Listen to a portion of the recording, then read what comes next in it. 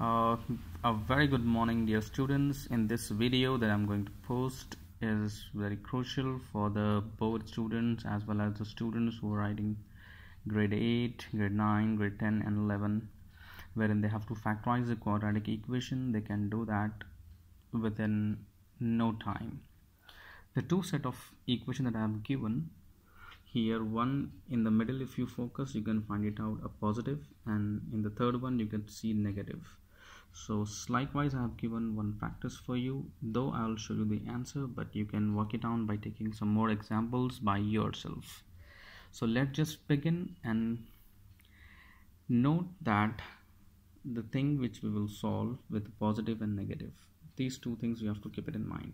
So when we discuss the very first question, wherein 3x squared plus 4x minus 15 is a quadratic polynomial, or for that matter even if it is quadratic equation, also you can do the same thing.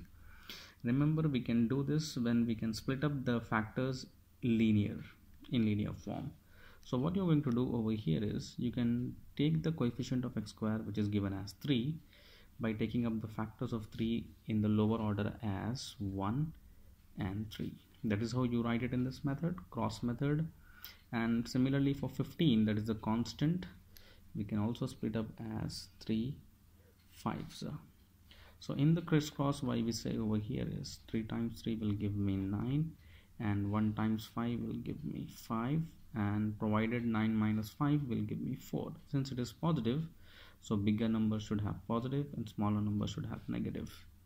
And we are splitting these numbers for 3x squared, so we can put it as x, and x, since I said positive over here, down negative, so my answer would be now x plus 3 and 3x minus 5.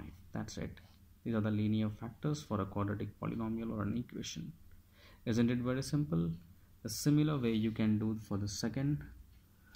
Remember, you have to focus on this one, positive. So split up this one now, 18x squared, so it can be written as 3 and 6 factors, whereas this can be written as 5 and 7. Cross multiply to check. 3 6 5s are 30, and 3 times 7 will give you 21. 30 minus 21 will give you positive 9, so plus should go to the big number, negative should go to the small number. Since we are splitting up for 18x squared, so x and x, and as discussed, positive and negative for the top and bottom, apply it here, positive, and this is negative. That's it. That is your answer and the linear factors for a quadratic polynomial or equation. Likewise, let's take another example of question number 3, wherein we have negative over here. Split up 12, let's take it as 3 and 4, and since we are doing for x squared, so x and x, whereas the same thing, 5 times 7. Now 4 times 5 will give me 20, 3 times 7 will give me 21, and since it's negative, so bigger number will have negative and smaller number will have positive.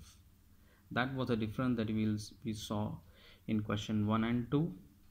And here, when we have negative in the middle, so bigger number should have negative. So my answer is pretty simple, 3x plus 5 and 4x minus 7. Same thing, you can try it up for this question, and if you find that any other thing like of these numbers you're not getting the middle number, you can work it out by taking upside down. Let's say for this one, I'm taking it as 3 and 8, and I'm taking it as 7 and 3. You can also try with 3 and 7, but you won't get 65, which we require in the middle, like in the previous all questions wherein we worked and checked. So 8 times 7 will give you 56, 3 times 3 will give you 9, provided you will get the answer 65, which is required in the middle. And this we are splitting it for 24, so x and x, as discussed, we have negative in the middle, so big number should have negative, smaller number should have positive. So the answer would be 3x minus 7 and 8x plus 3. These are the final answers for all the 4 set of equations or polynomials that we discussed. I hope you enjoy the video. Please like, share and subscribe for more videos. Thanks. Have a nice day.